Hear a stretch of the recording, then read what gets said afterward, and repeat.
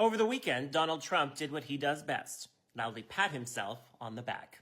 This time, he blasted out a Washington Times article on Truth Social, which gushed about his so-called culture change in record time.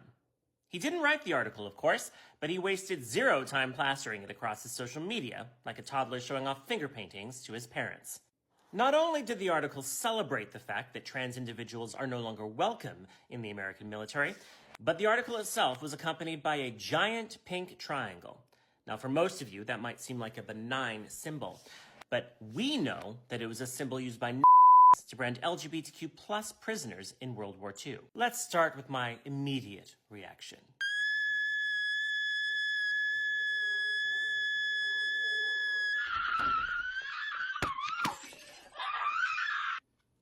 I have a feeling I'll be using that footage a lot over the next 4 years. Now, to be fair, not that he deserves it, by the way, but Trump didn't personally pick the image.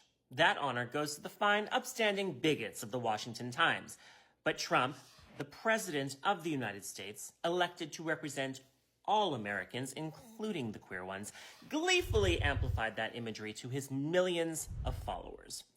A normal person might pause before spreading literal symbolism across the internet, but Trump, of course, is not normal. For those unfamiliar with the pink triangle's history, here's a quick refresher.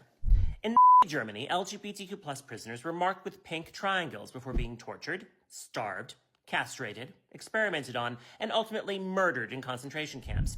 Even after the war, when Holocaust survivors were released, queer people were thrown right back into prison under Germany's anti-gay laws, denied recognition and reparations. So when Trump boosts an article featuring this exact symbol while celebrating the purge of LGBTQ plus service members, it's not some innocent oversight.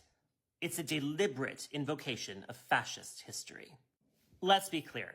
The Washington Times had other options.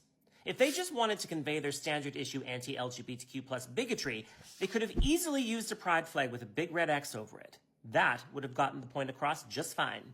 But no, they went with the pink triangle. Someone in an office somewhere actively made that choice, fully aware of what it represents. This wasn't just about making a statement. It was about making sure the LGBTQ plus community felt that statement in their very core. And Trump, who used the pink triangle in a similar anti-LGBTQ plus campaign his first term, knows exactly what it means and shared it anyway. This isn't some fringe dog whistle. This is a blaring siren. An air raid alarm for anyone still clinging to the illusion that Trump and his inner circle aren't openly embracing fascism.